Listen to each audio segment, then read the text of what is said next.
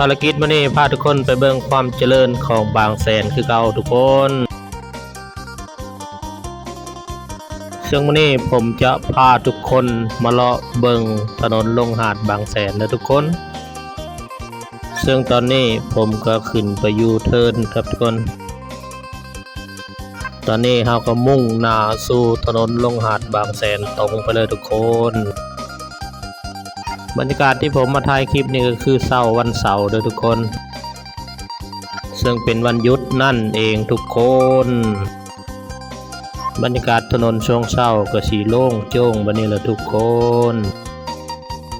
ก็มือสำคัญหรือว่ามือวันสงกรานต์บ่ติงก็ได้ทุกคนแถวนี้ติดจนเบิดครับทางด้านขวามือที่เราเห็นตึกใหญ่ๆนั่นก็คือห้างแหลมทองบางแสนนะทุกคนเด้อผมบ่ได้สะอ่อนอย่างทุกคนสะอ่อนถนนคนทางโอ้ยมันสะดวกสบายขนาดทุกคนทางด้านซ้ายมือคือมหาลัยบุรพาเด้อทุกคนเด้อผู้สาวนักศึกษาหลายเด้อทุกคนที่ผ่านไปนั่นก็เป็นสะพานลอยทางด้านหน้าซ้ายมือคือโรงพยาบาลบุรพาเด้อทุกคนส่วนรถโดยสารแดงๆข้างหน้าน่าจะเป็นรถแลนอ้อมเมืองบางแสนทุกคนเห็นมีหลายคันอยู่ทุกคนแต่ว่ายังบ่เคยใช้บริการจักเทื่อน่าจะ10 บาทหรือ15 บาทนี่มั้งซึ่งรถแบบนี้อยู่ประเทศไทยนี่มีเกือบทุกที่เลยโดยเฉพาะในเขตเทศบาลในเขตตัวเมืองถือว่าไปมาสะดวกสบายทุกคนบ่ว่าสิเป็นนักท่องเที่ยวหรือว่าพ่อค้าสาวขาย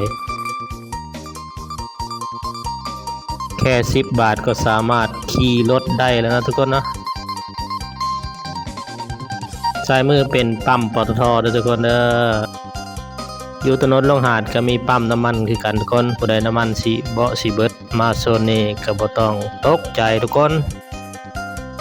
ตอนนี้เราก็ใกล้สิถึงหาดบางแสนแล้วทุกคนสำหรับผู้ที่ยังไม่เคยเห็นหาดบางแสนอดใจรอจักหน่อยทุกคนที่เราเห็นแวบๆอยู่ด้านหน้าก็คือวงเวียนบางแสนเด้อทุกคน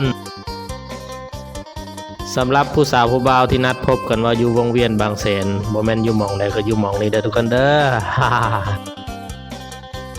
ตอนนี้เรามาถึงวงเวียนบางแสนเรียบร้อยทางด้านหน้าก็คือทะเลบางแสนนั่นเองทุกคนเดี๋ยวสิว่ารถไปให้ทุกคนเบิ่งว่าน้ำทะเลขึ้นหรือลงในช่วงเช้านี้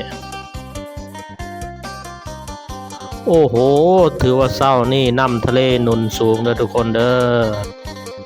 นี่คือบรรยากาศคร่าวๆของทะเลบางแสนเดี๋ยว EP หน้าสิมาถ่ายให้เบิ่งทุกคนกดติดตามผมไว้ทุกคนอย่าลืมกดหัวใจให้นำเด้อครับขอบคุณหลายๆครับ